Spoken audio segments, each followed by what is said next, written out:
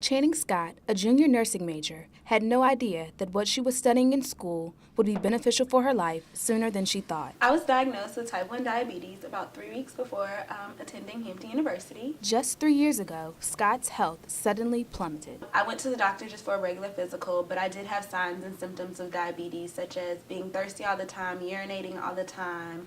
I lost about 15 pounds, and my blood sugar was 900. The normal range is between 80 and 120. So they immediately rushed me to the hospital. With type 1 diabetes, Scott's pancreas does not produce insulin. Without insulin, her blood glucose levels rise.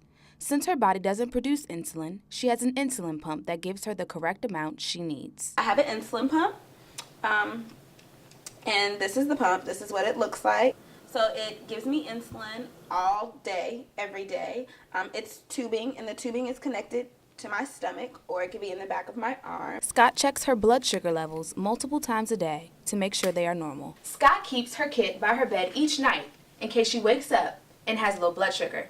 In her kit contains her needles, her testing strips, and her glucometer. Her family was there every step of the way to help her through this obstacle. My support system would definitely be my mother. We are very, very close, and she was right there when I was diagnosed with type 1 diabetes, and she's always calling me, checking on me. She knows my diabetes sometimes better than I know it. Dr. Michael Druitt, the Assistant Dean of the School of Science at Hampton University, speaks on how diabetes develops.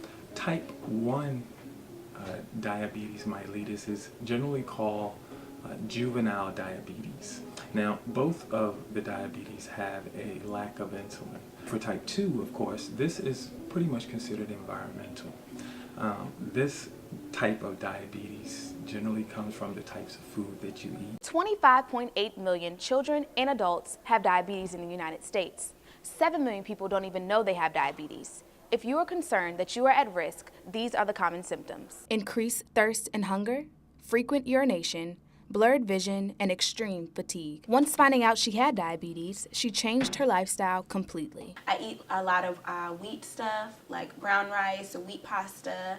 I have to be careful with fruit juices. I drink pretty much only water. Being a nursing major, Scott's spirits are always uplifted when helping her patients. Being in clinicals and being in the hospital and seeing people who have the same thing that I have, it motivates me to do better and to make sure that when I become a nurse, that I can help people out just like the nurses helped me out when I was diagnosed. Although being a college student with diabetes can be quite difficult, Scott takes it one day at a time and keeps a positive attitude. Keep an open mind. It's all about how you take care of yourself. So if you don't do what you're supposed to do, then you're going to feel bad and your diabetes is going to get worse. So I would just tell them to definitely make sure that they have a good support system and to make sure that they eat healthy and follow the regimen that the doctor has given them. I'm Lauren Turner with Jack 440 News.